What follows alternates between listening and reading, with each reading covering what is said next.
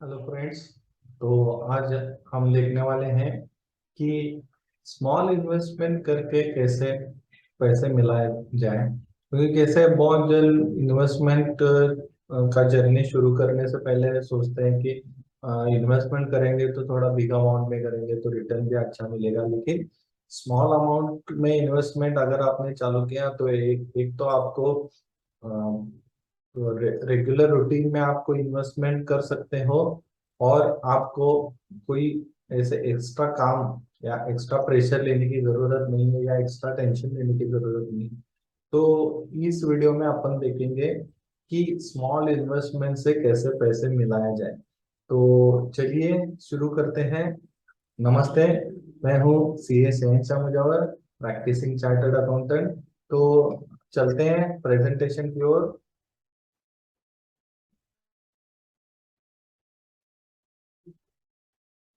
अभी देखिए, how to make money with small investment. Small investment से पैसे कैसे मिलाए जाए, तो इसके लिए एक रूल फॉलो करना है।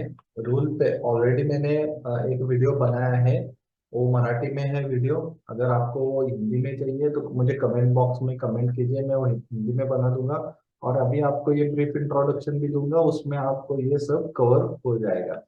तो क्या है रूल, क्या है रूल है कि आपको आपका जो मंथली इनकम है, वो मंथली इनकम में 50% जो इनकम है वो आपके नीड्स में जाना चाहिए। 30% इनकम आपके वांट्स मतलब डिजायर्स में जाना चाहिए, और 20% इनकम आपके इन्वेस्टमेंट में जाना चाहिए। तो देखते हैं अपन वन बाय वन, क्या है नीड्स, क्या है वांट्स, क्या है और इन्वेस्टमेंट क्या है।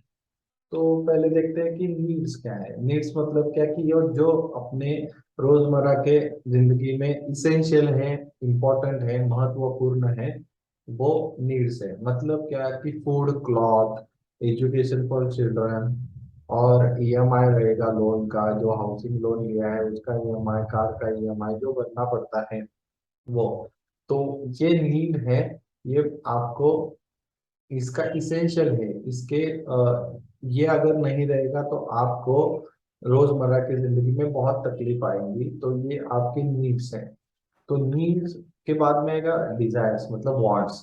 तो डिजायर्स मतलब क्या कि स्ट्रांग फीलिंग रहती है कि कुछ तो आपको पाना है, उसके लिए स्ट्रांग फीलिंग रहती है। जैसे कि अभी आप देखिए क्या है, luxurious car, branded phone, branded cloth, ये लग्जरियस कार में आप चले जाते हो तो ये आपके वांट्स हो गए, डिजायर्स हो गए, आपके नीड्स नहीं है। आपको ट्रैवलिंग के लिए कार चाहिए, आपने कार ले ली जो कि इकोनॉमिकल है, आपको वो अफोर्ड हो सकती है, अफोर्डेबल है, तो वो आपकी वांट है। लेकिन आपके डिजायर्स क्या है? आपके डिजायर्स क्या है कि आपको लग्जरियस कार चाहिए, तो वो आपके डिजायर्स है। पहले जो मैंने बताया कि अफोर्डेबल है वो आपकी नीड है, और ये लग्जरियस कार, ब्रांडेड फोन, ये आपके डिजायर्स है।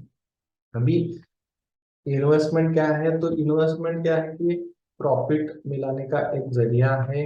वो जरिया कैसे है कि आपको एक एसेट में इन्वेस्ट करना पड़ेगा, और asset over the period of time आपको रिटर्न देगा, तो इसे इन्वेस्टमेंट कहते हैं। इन्वेस्टमेंट के एग्जांपल आपके पास बहुत है।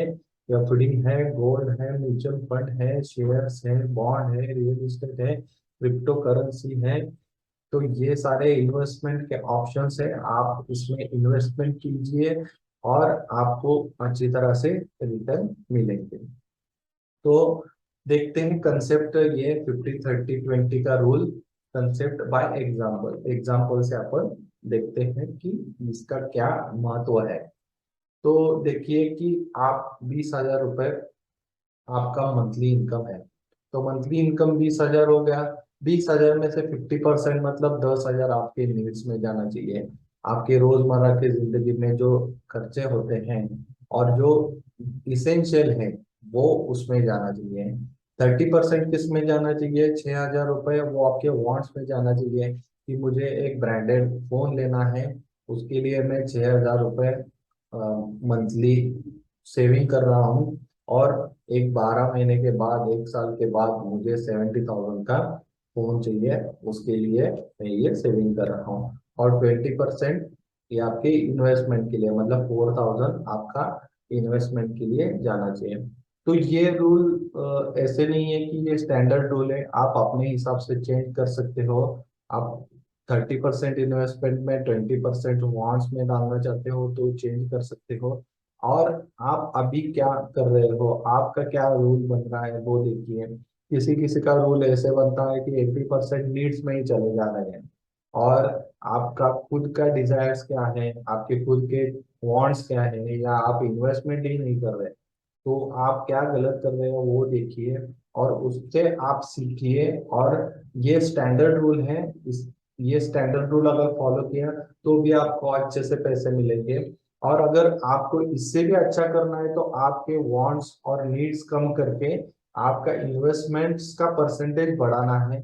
अगर समझो 40% आपके मंथली अर्निंग के इन्वेस्टमेंट कर रहे हो, तो आप 90% लोगों से आगे चले जाओगे विद इन 5 to 10 years।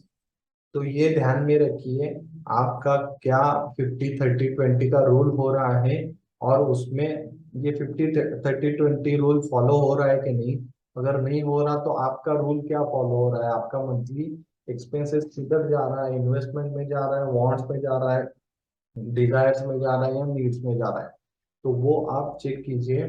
और अगर ये करना है तो आपको कंसिस्टेंसी लगेगी, और बी कंसिस्टेंट। ये क्यों मैं बता रहा हूँ, क्योंकि कैसे हैं, बहुत जन ये रूल फॉलो करते हैं, 1 महीना करते हैं, 2 महीना करते हैं और फिर भूल जाते हैं। ये over the period of time rule आपको फॉलो करना पड़ेगा। इन्वेस्टमेंट हर मंथली करना पड़ेगा, मंथली इन्वेस्टमेंट चालू करो।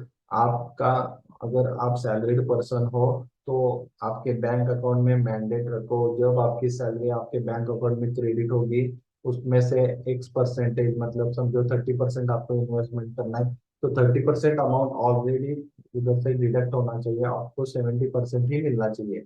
आप ऐसे मत सोचो कि मुझे सैलरी क्रेडिट होगी, मैं एक्सपेंसेस करूंगा और उसके बाद जो रहेगा वो इन्वेस्टमेंट करूंगा। ये आपका माइंडसेट बदल लो, क्योंकि कैसे हैं, आप पहले इन्वेस्टमेंट कर रहे हो और उसके बाद जो रहेगा वो आप अपनी खर्चे के लिए यूज करो।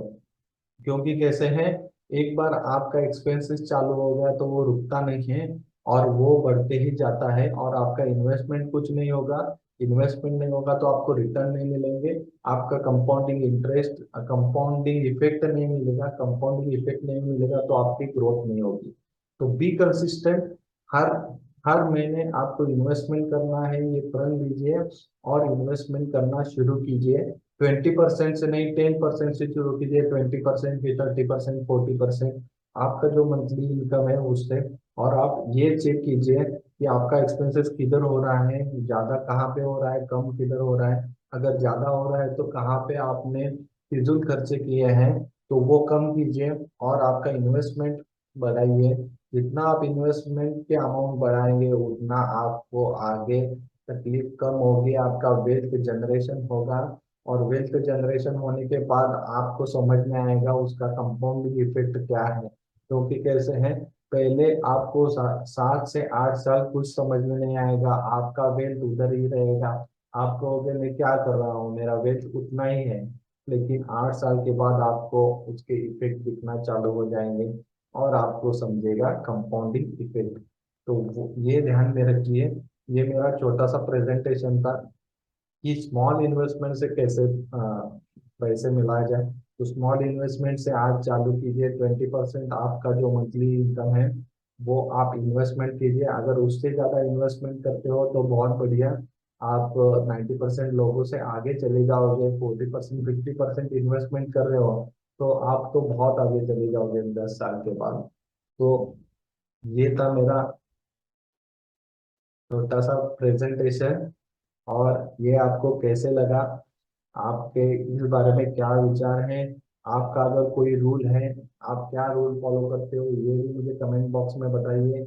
अगर आपको कौन सा नया वीडियो चाहिए, या नया कंटेंट कुछ आया है और आपको इन्वेस्टमेंट रिलेटेड कुछ बातें सीखनी है, तो मुझे वो कंटेंट दीजिए, मैं उस सब्जेक्ट पे वीडियो बना दूंगा।